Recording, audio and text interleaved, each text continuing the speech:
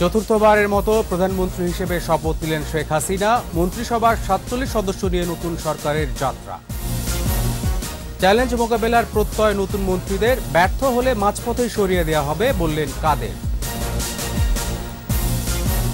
কুমিল্লায় বাসে আগুন ও নাশকতা মামলায় জামিন পাননি খালেদা, ১৬ জানুয়ারি অভিযোগ গঠনের শুনানি। রাজধানীর উত্তরা ও গাজীপুরে গার্মেন্টস শ্রমিকদের বিক্ষোভ, সড়ক অবরোধ, গাড়িতে আগুন, যানজটে নাকাল যাত্রীরা।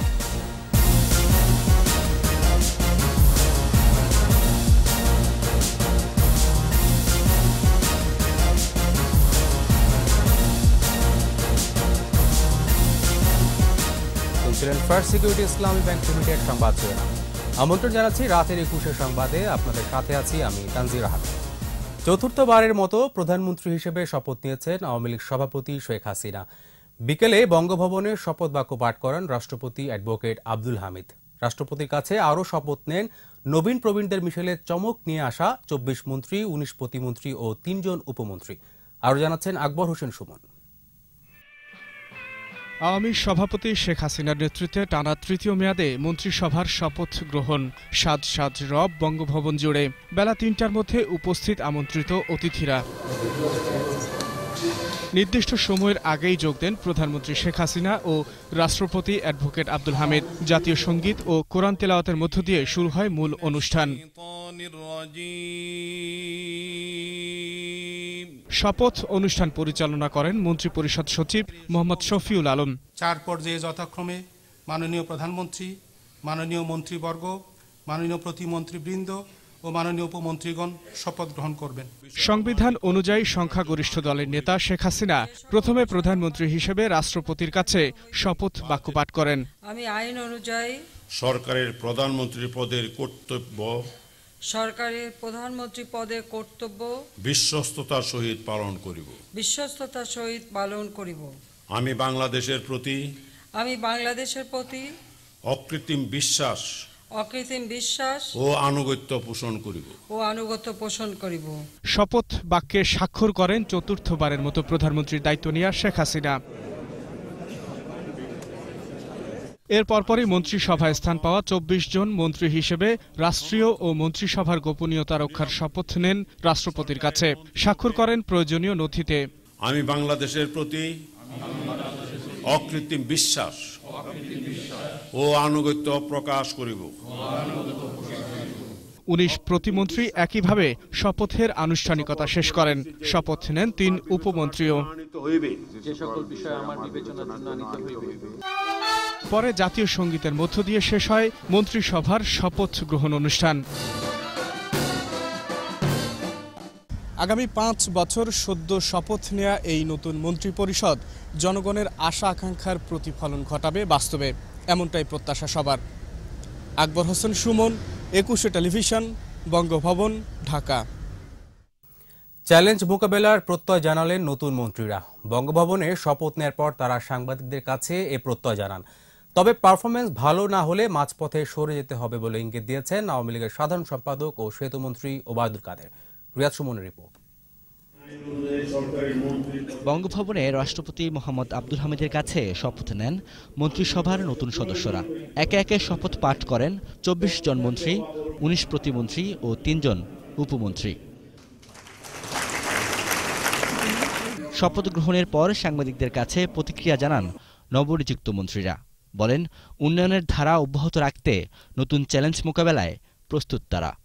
সর্বাত্মক প্রচেষ্টা থাকবে যে জনগণের যে প্রত্যাশা তা যেন পূরণ করতে পারি। ভালো গণমাধ্যম, সেটা পত্রিকা হোক কিংবা টেলিভিশন হোক, কিন্তু তারা ভালো কাজ করতে চায়, নানা প্রতিবন্ধকতার কারণে তারা কাজ করতে পারে না।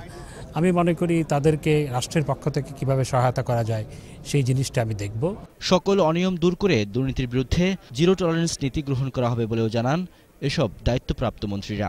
গৃহায়ণ, গণপূর্ত মন্ত্রণালয় এবং অধিদপ্তরে যে সকল জায়গায় অনিয়ম আছে বা যদি কোনো দুর্নীতির অভিযোগ থাকে, সমূলে সেই দুর্নীতিকে উৎপাটন করব, এটা আমার চ্যালেঞ্জ। দেশের নিরাপত্তা, আমরা সেটা আমাদের মাননীয় প্রধানমন্ত্রী আগেই বলেছেন, জিরো টলারেন্সের কথা। এবং দ্বিতীয়টি আমাদের যে মেধা, আমাদের তরুণ সমাজকে মাদকের থেকে রক্ষা করা। বিশেষ করে আমাদের পররাষ্ট্র মন্ত্রণালয় এই উন্নয়নের মহাসড়কে যেতে আমরা সহায়কের ভূমিকা পালন করতে পারি, ভালো ভূমিকা, সেই জন্য আমাদের প্রচেষ্টা থাকবে। সাংবাদিকদের সাথে কথা বলেন আওয়ামী লীগের সাধারণ সম্পাদক ও সেতুমন্ত্রী ওবায়দুল কাদের। বলেন, নতুনদের কর্মদক্ষতা দেখে ভবিষ্যতে সিদ্ধান্ত নেবেন প্রধানমন্ত্রী। রিসাপল হবে, এর মধ্য দিয়ে অনেকে যাবেন, আবার পারফরমেন্সের ভিত্তিতে অনেকে আবার ভালো পারফরমেন্স না করতে পারলে অনেককে মাঝপথেও বিদায় নিতে হবে। মন্ত্রিসভায় জোটের শরিক দলের নেতারা স্থান না পেলেও সংকট হবে না বলে জানান ওবায়দুল কাদের। 14 দল আমাদের সঙ্গে আছে, এখন মন্ত্রী থাকা না থাকার উপর তো আমাদের অ্যালায়েন্স ভেঙে গেছে, এটা তো বলা যাবে না। রিয়াদ সুমন, 21 টেলিভিশন, ঢাকা। কুমিল্লার 14 গ্রামে বাসে পেট্রোল বোমা হামলা করে 8 জন পুড়িয়ে মারার মামলায় বিএনপি চেয়ারপারসন খালেদা জিয়ার জামিন শুনানি আবারও পিছিয়েছে আদালত। পরবর্তী শুনানির দিন নির্ধারণ করা হয়েছে 16 জানুয়ারি। কুমিল্লার অতিরিক্ত জেলা ও দায়রা জজ আদালতের বিচারক মোহাম্মদ হাবিবুর রহমান মামলার চার্জ গঠন ও জামিন শুনানির পরবর্তী দিন ধার্য করেন। 2015 সালের 3 ফেব্রুয়ারি 20 দলীয় জোটের অবরোধের সময় 14 গ্রামের জগমোহনপুরে একটি বাসে পেট্রোল বোমা ছুড়ে মারায় 8 জনের মৃত্যু হয়। এই ঘটনায় দায়ের করা মামলায় খালেদা জিয়া সহ 69 জনের বিরুদ্ধে চার্জশিট দাখিল করে ডিবি পুলিশ। ন্যূনতম মজুরি বাস্তবায়ন বিভিন্ন দাবিতে দ্বিতীয় দিনের মতো রাজধানীর উত্তরা ও গাজীপুরে বিক্ষোভ করেছে গার্মেন্টস শ্রমিকরা। যানবাহন ভাঙচুর ও আগুন দেওয়ার ঘটনাও ঘটে সেখানে। দীর্ঘ সময় সড়ক অবরোধের কারণে ভোগান্তিতে পড়েন যাত্রীরা। আহমেদ বাবুর সহায়তায় আফসানানের রিপোর্ট। রাজধানীর এয়ারপোর্ট থেকে উত্তরা ও আব্দুল্লাপুর পর্যন্ত সড়কে সকাল 9টা থেকে অবস্থান নেয় পোশাক শ্রমিকরা। বেতন বৃদ্ধি সহ বিভিন্ন দাবিতে বিক্ষোভ করে তারা। বেলা বাড়তে থাকলে সড়কগুলোতে সৃষ্টি হয় যানজটের। বিক্ষোভের এক পর্যায়ে বাসে আগুন ও গাড়ি ভাঙচুর করা হয়। ভোগান্তিতে পড়েন পথচারী আর যাত্রীরা। দুপুরে পুলিশ শ্রমিকদের সরিয়ে দেয়। 5 ঘন্টা পর সড়কগুলোতে যান চলাচল স্বাভাবিক হয়। গার্মেন্টস ওয়ার্কার একত্রে তারা মেইন রোডে চলে আসে এবং প্রথমে আজমপুর, তারপর জসিমউদ্দিন এবং ফাইনালি এয়ারপোর্ট গোলচত্বরে তারা অবস্থান নেয়। এদিকে একই দাবিতে গাজীপুরে 3টি গার্মেন্টসের শ্রমিকরা বিক্ষোভ করে প্রায় 1.5 ঘন্টা ঢাকা ময়মনসিংহ মহাসড়ক অবরোধ করে রাখে। পুলিশ জানায়, মালিকবাড়ি এলাকায় গার্মেন্টস শ্রমিকরা বিক্ষোভ করে সকাল 9:30টার দিকে মহাসড়কে অবস্থান নেয়। পরে পুলিশ কাঁদানি গ্যাস নিক্ষেপ করে তাদের ছত্রভঙ্গ করে দেয়। এ সময় 5 পুলিশ সহ বেশ কয়েকজন শ্রমিক আহত হয়।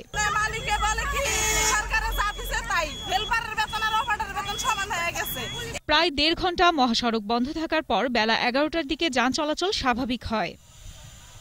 আফসানা নীলা, 21 টেলিভিশন। নিচ্ছে ইসলামী ব্যাংক বিরতি। যখন ফিরছি তখন অন্যান্য খবরের সঙ্গে আরও থাকবে। বিশ্ব অর্থনীতিতে 2 ধাপ এগিয়ে 41তম অবস্থানে বাংলাদেশ, যুক্তরাজ্যের গবেষণা প্রতিষ্ঠানের প্রতিবেদন। উত্তরাঞ্চলে জেকে বসেছে শীত, স্বাভাবিক জীবনযাত্রা ব্যাহত, ছিন্নমূল মানুষের ভোগান্তি।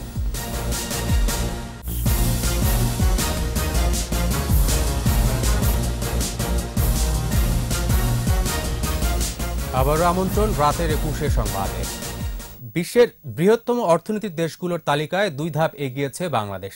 এবছর প্রবৃদ্ধির হার হবে 7.5%। যুক্তরাজ্য ভিত্তিক গবেষণা প্রতিষ্ঠান centre for economics and business research CBER প্রকাশিত ওয়ার্ল্ড ইকোনমিকে এ তথ্য উঠে আসে। এতে বলা হয়, গত বছরের তুলনায় 2 ধাপ এগিয়ে 2019 সালে 41তম অবস্থানে বাংলাদেশ। রোহিঙ্গা ইস্যুর মতো চ্যালেঞ্জ থাকা সত্ত্বেও সম্প্রতি আধুনিকায়নের ক্ষেত্রে বাংলাদেশের অনেক অগ্রগতি হয়েছে। এছাড়া সরকারি ব্যয়, রেমিটেন্স ও রপ্তানি ক্ষেত্রেও উল্লেখযোগ্য ভূমিকা রেখেছে বাংলাদেশ। এর ফলে 2033 সাল নাগাদ বিশ্বের শীর্ষ 25 বৃহত্তম অর্থনীতির দেশের তালিকায় বাংলাদেশ পৌঁছাবে বলেও প্রতিবেদনে আভাস দেওয়া হয়েছে।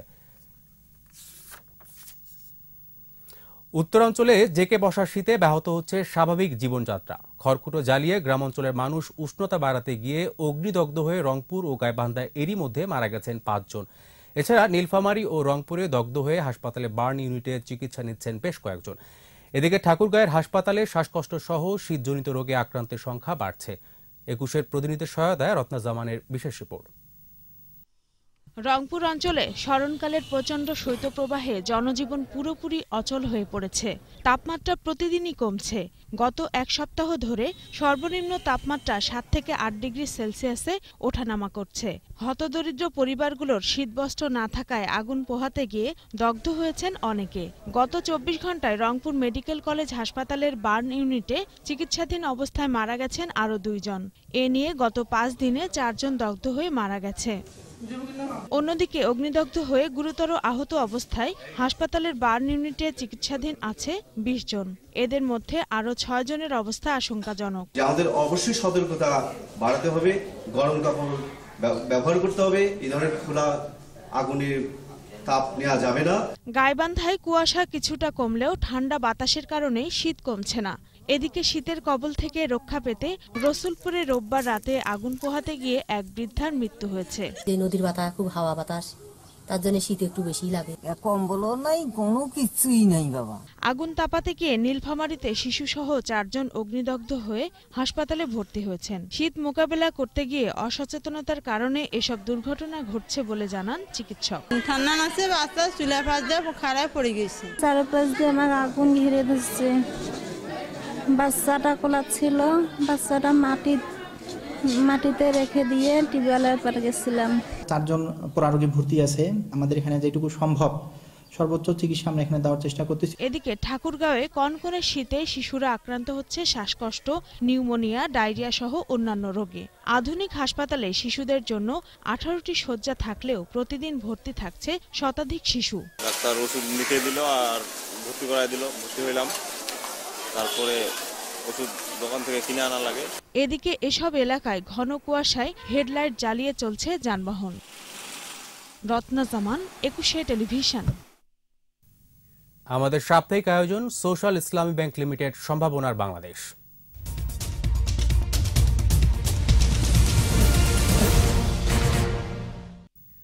আঞ্চলিক কর্মসংস্থান বাড়াতে ৩,২০০ কোটি টাকা ব্যয়ে সিরাজগঞ্জের সৈয়দাবাদে ১,০৪১ একর জমি গড়ে উঠছে বেসরকারি পর্যায়ে বৃহৎ অর্থনৈতিক অঞ্চল সিরাজগঞ্জ ইকোনমিক জোন।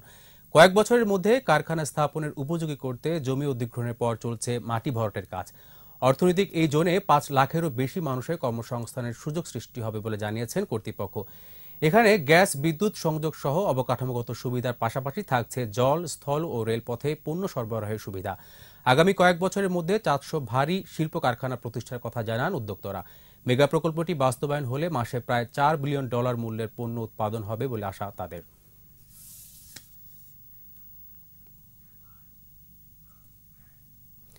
নিচে ইসলামী ব্যাংক বিরতি। যখন ফিরছি তখন অন্যান্য খবর সঙ্গে আরও থাকবে। ইরানের পশ্চিমাঞ্চলে ভয়াবহ ভূমিকম্প, অন্তত ৭৫ জন আহত, ব্যাপক ক্ষয়ক্ষতির আশঙ্কা। বিপিএলে আজ ঢাকার মুখোমুখি হচ্ছে খুলনা, কুমিল্লার প্রতিপক্ষ রংপুর।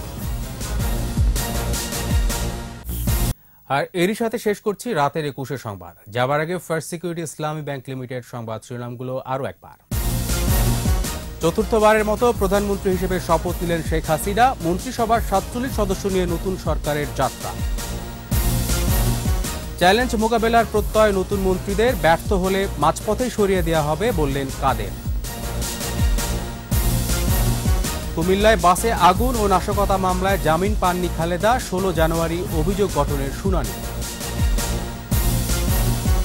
রাজধানীর উত্তরা ও গাজীপুরে গার্মেন্টস শ্রমিকদের বিক্ষোভ, সড়ক অবরোধ, গাড়িতে আগুন, যানজটে নাকাল যাত্রীরা।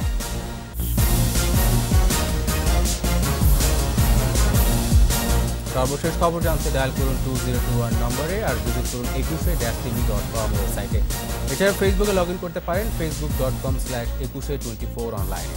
পরের সংবাদ দেখার আমন্ত্রণ রইল। 21-এর সাথে থাকুন।